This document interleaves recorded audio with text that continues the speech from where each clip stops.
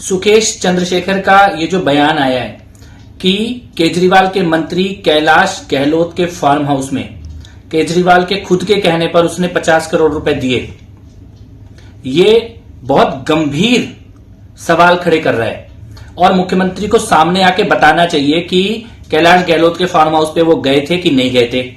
जिस दिन की बात सुकेश चंद्रशेखर कर रहा है, ये पैसे की डील के बारे में बताना चाहिए। अपने इनके जो ट्रैवल के कहां जा रहे हैं कहां नहीं जा रहे, इसके जो डिटेल्स हैं ये पब्लिक करने चाहिए। किसी भी मुख्यमंत्री पर इस प्रकार का आरोप कि जेल में अपराधियों को शरण दे रहे हैं, उनके लिए सुविधाएं मुहैया करा रहे हैं, और सुकेश चंद्रशेखर तो एक ठग है, लेकिन तिहाड़ में तो आतंकवादी भी बंद है, बड़े बड़े गैंगस्टर बंद हैं, देश के दुश्मन। तो सत्येंद्र जैन और केजरीवाल अगर सुकेश चंद्रशेखर से पैसे ले रहे हैं तो इसका मतलब ये और आतंकवादियों से, देश के दुश्मनों से, उनसे भी पैसे की डील कर रहे होंगे, उनको भी सुविधाएं पहुंचा रहे होंगे। इस मामले में टाल मटोल करने से नहीं चल सकता। केजरीवाल को सामने आकर कैलाश गहलोत के फार्म हाउस पे किस दिन गए थे, अपने आने जाने के डिटेल, वहां पे सुकेश चंद्रशेखर था कि नहीं था, वो सारी चीजें सार्वजनिक करनी होंगी। दिल्ली की सरकार पर यह बहुत गंभीर आरोप है और यह सीधा सीधा देश की सुरक्षा से जुड़ा हुआ मामला है। और पंजाब के हालात देखकर और इनका जो पिछला रिकॉर्ड है देशद्रोहियों के साथ खड़े होने का, उसको देखते हुए मुझे ये लगता है कि लगभग ये निश्चित मानिए कि अगर केजरीवाल ने सुकेश चंद्रशेखर से पैसा खाया है तो फिर आतंकवादियों से, देश के दुश्मनों से जो तिहाड़ में बंद है, उनसे भी केजरीवाल की डीलिंग जरूर हो रही होगी। भारतीय जनता पार्टी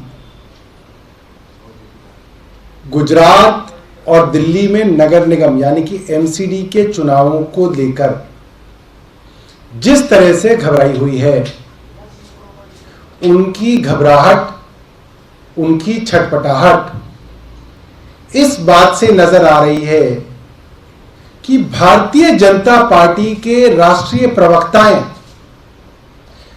और भारतीय जनता पार्टी के बड़े बड़े नेताओं को सुकेश चंद्रशेखर जैसे महाठग का सहारा लेना पड़ रहा है। अब जैसे चुनाव डिक्लेयर हो गए हैं, भारतीय जनता पार्टी के स्टार कैंपेनर कौन है? सुकेश चंद्रशेखर भारतीय जनता पार्टी के स्टार कैंपेनर हैं और उनका सहारा लेके भारतीय जनता पार्टी अब चुनाव लड़ रही है। मैं याद दिलाऊंगा सुकेश चंद्रशेखर कौन है, बहुत सारे लोग नहीं जानते होंगे।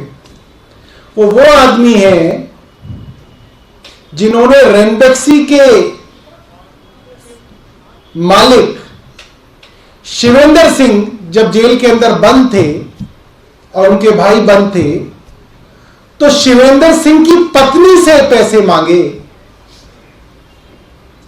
और वो पैसे दिए गए। 215 करोड़ रुपए शिवेंद्र सिंह की पत्नी अदिति सिंह ने दिए, सुकेश चंद्रशेखर के नाम पे दिए। अब सुकेश चंद्रशेखर तो जेल में बंद थे, उनके पास तो वो पैसा आ नहीं सकता। सुकेश चंद्रशेखर ने किसके नाम पे वो पैसे मांगे? सबसे पहले उन्होंने लॉ सेक्रेटरी के नाम पे मांगे,